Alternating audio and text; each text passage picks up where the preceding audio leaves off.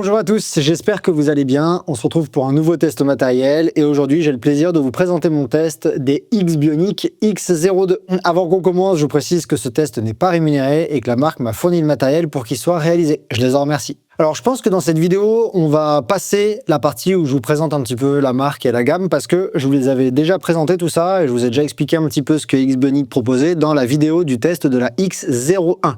Donc, juste pour refaire un petit peu le résumé, mais vraiment rapidement, X-Bionic propose actuellement 3 modèles de chaussures, la X01C, la X01 et la X02. La X01C, c'est comme la X01, mais avec une plaque carbone, c'est le modèle plus haute performance et compétition qu'on a. La X01, c'est un peu un modèle qui est entre la X01C et la X02. Qui est un peu polyvalente, que j'avais déjà testé, dont le test est disponible sur la chaîne. Et la X02, c'est un modèle qui est présenté, en tout cas qu'on m'a décrit comme étant le modèle un peu plus training, quotidien, polyvalent, multiples situations de la marque. Alors, il y a quand même quelques différences entre ces deux chaussures-là, je vais les expliquer un peu tout au long de la vidéo. Mais moi, j'étais quand même assez intéressé par vous présenter mon test, par tester cette chaussure-là, la X02, parce que en fait, elle est également pas mal utilisée par les athlètes de la team X-Bionic. Par exemple, je pense à Thibaut Marquet qui a fait le 90 du Mont Blanc avec cette chaussure au pied. Donc typiquement, moi, ça m'a un petit peu attiré l'œil. Et puis il y a quand même des différences. La chaussure X01, elle avait des spécificités qui font que je trouve elle est utilisable dans certaines circonstances, elle est moins à l'aise dans d'autres. La X02, elle semble être peut-être encore plus polyvalente, encore plus touche à tout. Une chaussure training. Il y en a qui parlent de go-to shoes. J'aime bien l'idée. Et du coup, je me suis penché sur ce modèle et j'avais envie d'en faire le test. Donc, c'est ce que je vous présente aujourd'hui. Alors, j'ai mis un petit peu de temps à faire ce test parce que il y a eu des compétitions au milieu qui sont venues ralentir la vitesse à laquelle je vous le présente. C'est une chaussure avec laquelle j'ai passé beaucoup de temps. Je vous présente ce test-là. Je pense que cette chaussure, je l'ai eu un peu avant les Templiers. Donc là, cette vidéo, on est début décembre. Je l'ai eu début octobre. Bon, octobre-novembre, ça fait 2 mois que je l'ai. C'est pas non plus extrêmement long. Mais je lui ai mis pas mal de bornes. J'ai fait des séances d'intensité. Typiquement, quand je préparais les Templiers avec elle, etc., j'ai fait des séances d'intensité avec elle. J'ai fait quelques sorties spécifiques avec elle parce que justement, je l'aimais bien. J'étais en train de la tester. Elle tombait bien. J'ai pas fait la course avec parce que c'est sans bornes. Je vais vous expliquer après pourquoi elle est destinée, cette chaussure, et donc forcément pourquoi j'ai pas couru le 100 km des Templiers avec elle. 100 km d'ailleurs, dans lequel je reviens, il y a une vidéo entière qui est dédiée en ligne si ça vous intéresse sur cette compétition. Bref, du coup, voilà un peu tout ce que j'ai fait. J'ai fait plein de trucs, j'ai pas mal de recul sur cette chaussure, et donc je vous propose qu'on rentre un petit peu dans le test. Avant qu'on passe simplement à mes retours, on va faire comme d'habitude, on va s'arrêter 2 secondes et on va passer par les caractéristiques techniques de ce modèle. En termes de poids, c'est une chaussure qui pèse 299 grammes en 42 hommes et 350 grammes en 46 2/3. C'est le modèle que vous avez sous les yeux. En termes de hauteur du stack au talon, on a 27 mm, c'est-à-dire 4 mm de moins de stack que la X01. À l'avant du pied, on a 23 mm et tout ça, ça nous donne un drop de 4 mm. En termes de mèches, vous pouvez voir dès maintenant qu'il y a quand même 2 types de mèches différents, les parties roses et la partie noire. La partie noire, c'est ce que la marque appelle la tige Skinit. Donc c'est un mèche qui est très aéré, élastique, on dirait un petit peu une chaussette. C'est exactement ce qu'on avait sur la X01. C'est une espèce de chaussette sur le dessus du pied, sur le coup de pied qui enveloppe le pied. On a également la présence de bandes de jonction entre le mèche et la semelle, que vous voyez ici par exemple à l'avant du pied. Et on remarque également de nombreuses parties renforcé sur les côtés que je suis en train de vous montrer là avec un tissage.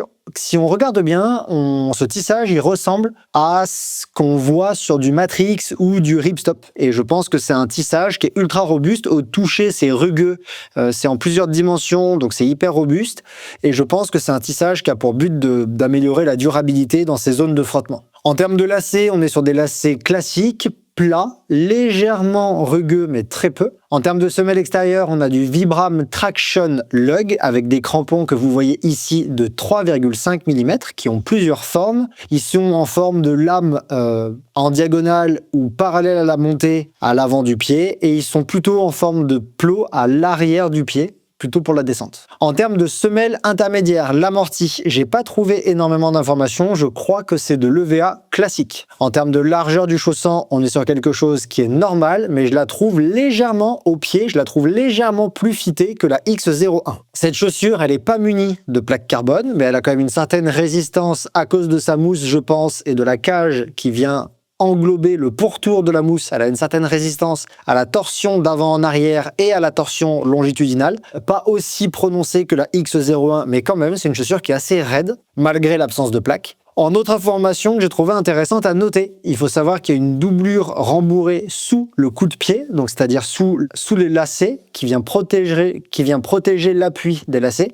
Et on a également la même chose au niveau du talon. On a des protections à l'intérieur qui sont rembourrées et qui viennent protéger le tendon d'Achille, donc c'est ultra moelleux au niveau du talon. On a un contrefort talon qui est semi-rigidifié. Comme vous voyez ici, quand j'appuie, ça ne bouge pas. Et je trouve que ce contrefort talon, il est plus rigide, plus raide que sur la X01, comme vous le voyez ici. Il n'y a pas de pare-pierre et il n'y a pas non plus de semelle de propreté. On est très vite en contact avec l'amorti. Et comme vous le voyez, il y a un léger rocker, mais qui est très peu prononcé. On n'a pas vraiment de géométrie avec rocker. En termes de prix catalogue, la chaussure est proposée à 200 €, mais il faut noter que c'est le prix pour un lot, c'est-à-dire que c'est 200 € avec une paire de chaussettes, la Xox Trailrun Terraskin Expert, qui est une chaussette qui est pensée pour avoir une harmonie avec la chaussure.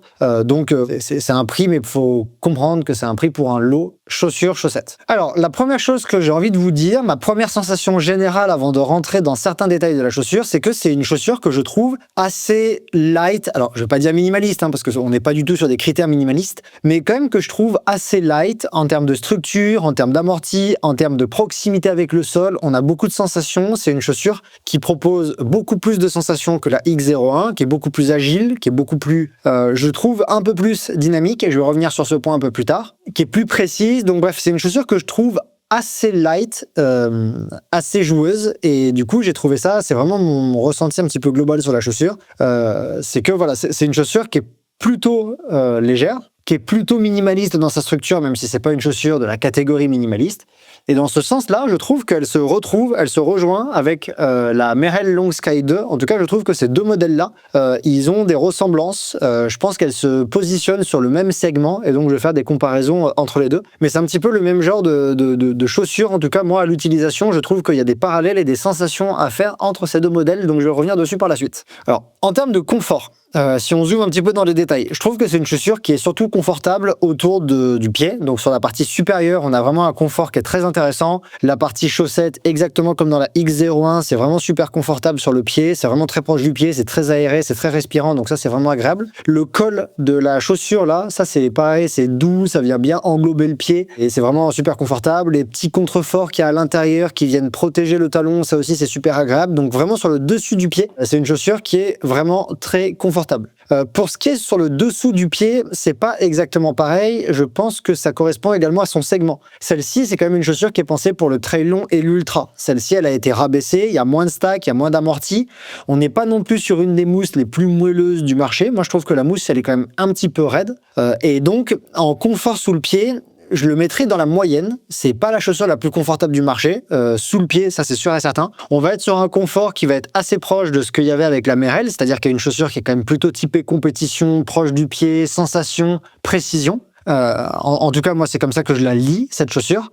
Et donc, c'est vrai que sous le pied, si vous cherchez quelque chose qui est extrêmement moelleux, extrêmement amortissant, c'est pas ce que la X02 vous propose. Par contre, si vous cherchez quelque chose qui est un petit peu raide, qui propose des sensations, tout en restant quand même agréable à l'utilisation, je pense que ça peut vous plaire. À savoir que moi, typiquement, je pourrais pas courir avec sur du long, personnellement. Sur du long, je vais plutôt utiliser des chaussures qui ont plus d'amorti comme la X01. Par contre, je sais que Thibaut Marquet, il a couru le 90 du Mont Blanc avec, donc comme quoi, c'est peut-être possible de faire des ultras avec cette chaussure-là. En termes de maintien et de fit, là, on arrive sur les choses que j'ai préférées sur cette chaussure-là, à savoir que c'est une chaussure, je trouve, qui est très proche du pied, qui est très fitée, et qui est également très proche du sol. Elle enveloppe pas mal le pied, on a beaucoup de sensations, on a un mesh qui est plus rigide, et alors je ne sais pas si vous le verrez correctement là, j'essaierai de faire un petit zoom sur la vidéo. Ce qu'on voit, c'est qu'en fait la partie en chaussette qui vient par-dessus le pied, elle est plus grande sur la X01 que sur la X02. Cette partie-là, là, du mesh, la zone entre guillemets chaussette, qui est très élastique, elle est plus grande sur la X01 que sur la X02, en tout cas à mon avis, et en fait ça fait qu'il y a moins de parties de mesh qui sont élastiques, il y a plus de parties de mesh qui sont rigides par rapport rapport à la X01 et du coup ça fait une chaussure qui a moins de déformation à l'utilisation du mesh. Ça en fait une chaussure, je trouve, qui a un meilleur maintien que la X01 parce que typiquement quand le pied il va se tordre, il va pousser la chaussure dans une direction, comme il y a plus de mesh rigide, et ben la chaussure va suivre, alors qu'ici j'avais quand même la sensation parfois que la chaussette se déformait avant que la chaussure accompagne le mouvement du pied. Donc voilà, en termes de maintien en tout cas je le trouve très bon, le talon il est quand même bien coqué, la chaussure elle est bien proche du pied, elle englobe bien le pied, donc ça fait un maintien, un fit qui est, je trouve moi vraiment agréable. Et pour le maintien, il y a quand même autre chose qu'à noter, c'est que comparativement à la X01, dans la X01, tous les passants étaient sur cette espèce de partie en chaussette. Tous les passants délacés, 1, 2, 3, 4, il y en a 4 là, ils étaient tous sur la chaussette. C'est-à-dire qu'en haut, on avait du mal un peu à serrer, parce que vraiment, on n'avait pas de partie à venir fermer par-dessus la chaussure, comme c'est le cas sur la plupart des chaussures. Sur la X02, pour ce maintien, je pense que ce qui participe à cette sensation de maintien que je trouve meilleure que sur la X01, c'est justement que 2, 3, voire 4 des passants, si vous utilisez le plus haut, sont en fait des bandes justement à rattacher à la structure de la chaussure qu'on vient fermer par-dessus le pied. Et donc ça améliore considérablement le maintien du pied en venant justement l'enfermer comme sur n'importe quelle chaussure. Hein. Vous le voyez ici, c'est exactement comme ça que toutes les chaussures sont construites,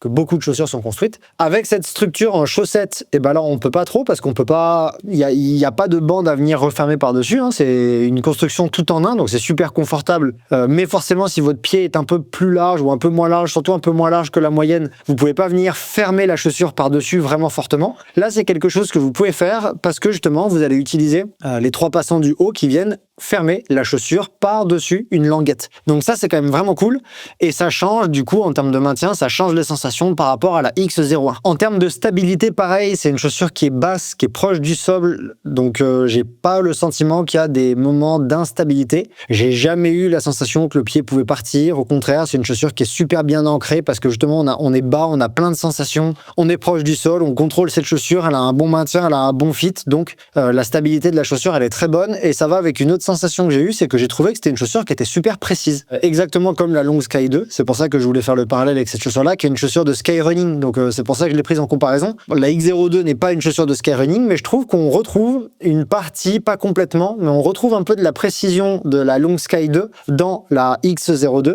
à savoir que c'est une chaussure qui est précise. Comme je l'ai dit, on a pas mal de sensations sous le pied, les déformations sont limitées, c'est agréable. Quand on pose le pied, on sait où on le met, on sait dans quelle position on le met, il n'y a pas grand chose qui est gommé avec le terrain, donc on peut jouer avec le terrain et c'est une chaussure où on peut vraiment poser par exemple sur la pointe du pied et rester dans une position qui est un petit peu en équilibre comme ça. La chaussure s'y prête bien et j'ai trouvé ça assez agréable. Et j'ai même été agréablement surpris, pour être vraiment tout à fait précis dans mes propos, par cet aspect-là de la chaussure parce que en fait, je vous l'ai dit, c'est des crampons de 3,5 mm et c'est pas très prononcé. Moi, j'aime bien les crampons qui sont plus prononcés. C'est pour ça, typiquement, que cette chaussure-là, c'est ce que j'utilise, moi, sur des formats courts, la Long Sky 2, parce que ça a des crampons, c'est une chaussure qui a des crampons considérables, de 4 mm. J'avais presque du mal à croire, j'ai pas d'outil pour mesurer, là, je l'avais pas avec moi.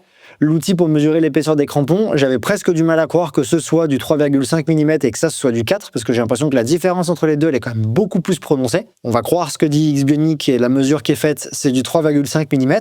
Mais vu les crampons, j'avais un peu peur que ça dérape facilement, que ça glisse beaucoup, etc. Et pourtant, pas tant en fait. Donc je pense que au-delà de la quantité, de l'épaisseur des crampons, je pense que leur quantité et leur dessin fait que plus la gomme, ça fait qu'en fait c'est bien pensé et ce traction lug il fonctionne correctement parce que l'accroche elle est bonne. On n'est pas sur l'accroche de la Long Sky 2 non plus, qui a une accroche pour moi là, si vous cherchez la chaussure avec le plus d'accroche, ce sera typiquement celle-là où la Merrell agility typique parce qu'il y a ces crampons ultra agressifs. Mais il y a quand même une accroche qui est bonne, étonnamment bonne vu la profondeur des crampons. Donc j'étais plutôt content de ce côté-là. Ça fait une chaussure qui accroche bien malgré pas beaucoup de crampons. Les seuls moments où j'ai trouvé que ça glissait un peu ou que ça manquait d'accroche, c'était typiquement si le terrain il devient vraiment trop instable, c'est-à-dire qu'il est trop glissant, il y a vraiment très peu de cohésion dans le terrain que vous avez sous le pied. Ou alors quand il commence à y avoir par exemple de la boue. Typiquement, je trouvais qu'elle répondait pas très bien là-dedans. Très vite, la chaussure, elle glisse un petit peu. Donc là, on se rend compte que les crampons, ils manquent. Par contre, sur terrain sec et légèrement humide, bah en fait, je m'attendais à pire et en fait, c'était assez bien. Pareil au niveau de l'adhérence, là, je pense que c'est surtout l'expertise Vibram. C'est une chaussure qui adhère bien sur des surfaces mouillées, même sur des roches mouillées, etc. Ça glisse vraiment très peu. Donc, ça, c'est quelque chose que j'ai trouvé vraiment agréable. Et ça participe à cette sensation globale, cette accroche, cette adhérence, cette proximité du sol. Ça participe à cette sensation dont je vous parlais juste avant, d'avoir une chaussure qui est précise et où on sait ce qui se passe sous le pied, qui est assez rabaissée, comparativement à la X01 qui, elle, par contre, gomme un petit peu. Une différence que j'ai oublié de dire, c'est que par contre, je crois que la façon de faire l'amorti, etc., il a changé parce que dans la X01, je vous avais quand même parlé de cette sensation d'empattement de l'amorti quand on pose le pied. On a la sensation un petit peu comme une toile d'araignée, en tout cas, je crois que c'est les termes qu'utilise X-Bionic, mais moi, c'est ce que j'avais ressenti avant de savoir qu'ils utilisaient ça comme terme X-Bionic, donc ça m'avait fait marrer. En fait, il y a quand même cette sensation sous le pied avec la X01 de chaussure d'amorti qui s'empâte un petit peu sous le pied, qui vient mordre largement dans le sol pour vraiment s'ancrer et donner une accroche très forte. Ça, par contre, cette sensation, je l'ai pas retrouvée avec la X01. Alors, je sais pas si la structure intérieure de l'amorti, de la mousse, de la semelle intermédiaire, intérieure, extérieure, est-ce qu'il y a quelque chose qui a changé dans cette interaction entre les trois niveaux? Je peux pas vous dire plus précisément que ça. Je sais que là, il y a une construction qui est quand même en cage qu'on ne retrouve pas forcément sur la X02. Par contre, j'ai pas retrouvé cette sensation d'empattement sous le pied comme on pouvait avoir avec la X01. Donc voilà, en termes de sensations, c'est ni bien ni mauvais. Il faut juste savoir que c'est pas les mêmes sensations. On arrive un petit peu sur des petites zones d'ombre ou des choses que moi j'aurais aimé voir différemment. Et je vais parler du dynamisme. En fait, je trouve que pour le coup, j'aurais bien aimé que ça soit une chaussure un peu race, un peu dynamique pour les formats courts. En tout cas, c'est comme ça que je la voyais, puisqu'elle est un peu rabaissée, elle a un petit drop, elle est proche du sol, elle a des crampons légers. Bref, on pourrait se dire que c'est une chaussure qui est un petit peu agressive pour les formats un petit peu dynamiques qui demandent du peps, qui demandent à aller vite. S'il y a plein de choses qui peuvent effectivement correspondre à ce type de chaussure, à des caractéristiques de chaussures un peu race rapide, comme on pourrait avoir sur une S-Lab Pulsar 3 par exemple, je trouve qu'elle manque de dynamisme, ces chaussures. Et ça m'a un peu déçu, ou alors j'aurais bien aimé que ça soit un peu plus dynamique. Alors, je peux pas exactement vous dire pourquoi est-ce qu'elle manque de dynamisme. Je sais pas d'où ça vient. Est-ce que c'est l'EVA qui fait qu'en fait c'est un amorti qui est un peu classique et en fait on s'habitue doucement aux mousses nouvelle génération qui ont plus de répondants, plus de dynamisme, plus de sensations de retour sous le pied d'énergie, qui est quelque chose que j'ai pas ressenti avec la X02. Est-ce que c'est à cause de la géométrie de la chaussure? Le rocker est très peu prononcé, il n'y a pas un accompagnement de la foulée qui est vraiment perceptible comme on pouvait avoir sur une chaussure que je vous ai testée il y a pas très longtemps, qui était la Sportiva Prodigio Pro, qui elle avait pas forcément, qui avait une mousse dynamique, ok, mais qui avait surtout un rocker super prononcé. Donc ça, c'était vachement intéressant. Ou la Vective Pro 3, encore que là, c'est quand même une chaussure c'est une super chose avec plaque, etc. Donc on peut pas directement comparer à celle-ci. Quoi qu'il en soit, je peux pas vous dire pourquoi j'ai eu cette sensation de léger manque de dynamisme. Moi, j'en aurais bien aimé un petit peu plus. Et c'est pas une chaussure qui répond beaucoup quand on court avec. C'est pas une chaussure qui a du répondant, qui a un retour d'énergie perceptible, qui accompagne la foulée. Sur ce côté-là, je l'ai trouvé un petit peu, entre guillemets, plan-plan. Pour des entraînements de tous les jours, c'est pas gênant du tout. Pour des sorties, des footings un peu longs, même des fractionnés, etc., que ce soit en côte ou quoi, c'est pas spécialement gênant. C'est vrai que si vous cherchez une chaussure qui joue et qui a du répondant, vous aurez pas ces sensations-là, je pense, avec la X02. C'est pas un défaut, c'est quelque chose que moi j'ai perçu et que je vous rapporte. En termes de défaut, je sais pas si c'en est vraiment un non plus, mais pour moi, à ma lecture des choses, c'en est un. Je trouve que c'est une chaussure qui est lourde et je l'avais déjà dit ça sur la X01. Ça fait partie des chaussures qui ont un poids qui est vraiment considérable sur le marché. Les chaussures de X-Bionic, elles sont lourdes par rapport aux autres chaussures du marché. Là, je vous l'ai dit, on est à 350 grammes pour une chaussure qui est quand même assez light quand on la voit comme ça. Elle n'est pas bien grosse, elle n'est pas bien épaisse. C'est pas une chaussure avec un énorme amorti qui, du coup, a une grosse mousse, une grosse structure, des bandes de contrefort, etc. Donc, plein de technologies qui vont forcément alourdir.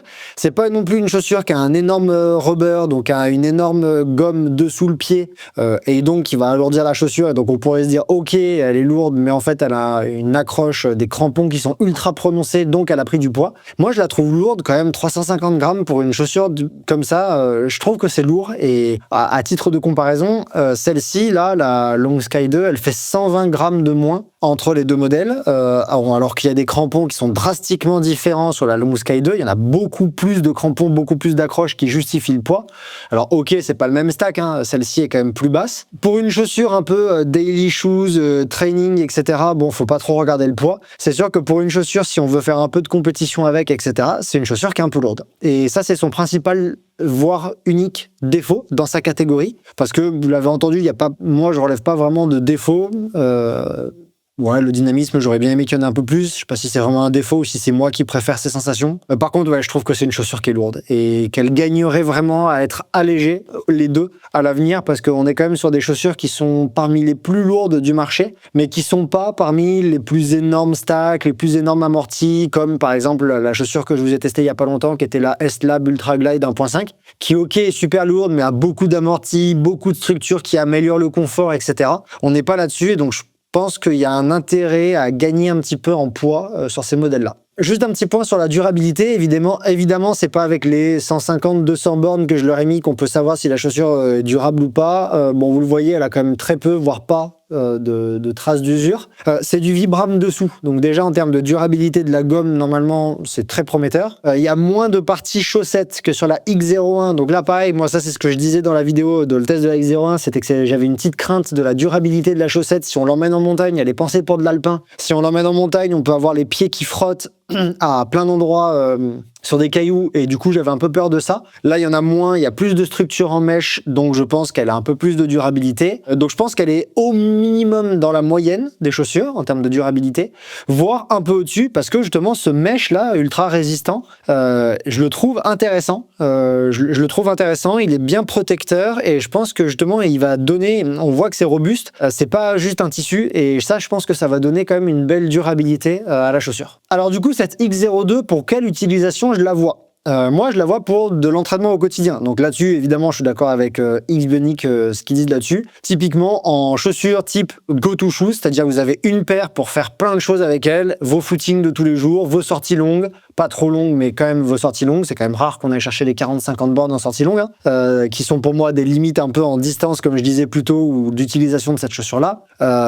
Donc pour moi, c'est plutôt une chaussure qui va être destinée à ça. Elle va surtout être bien dans les... Vous pouvez même l'utiliser pour des courses qui vont aller jusqu'au 40-50 km. Pourquoi pas sur des formats courts, mais elles vont être un peu lourdes pour ce type d'utilisation. Et je trouve que c'est même une chaussure que on entend beaucoup parler maintenant, des chaussures qui sont typées entre guillemets gravel, c'est-à-dire multi-terrain. Et je trouve que c'est une chaussure qui se prête également bien à ce segment, parce que justement ces crampons sont pas trop prononcés. Et typiquement, si vous êtes quelqu'un qui fait plein de choses différentes en termes de terrain, vous pouvez même faire des footings sur route avec cette chaussure-là, vous pouvez même aller sur de la forêt, sur des sentiers lisses, sur des parcours où vous allez alterner les portions route, chemin, etc., forêt, montagne, etc. Du coup, je trouve que c'est une chaussure qui peut également aller dans ce segment-là. En chaussure un peu polyvalente, un peu à tout faire, je pense que c'est une chaussure qui peut intéresser.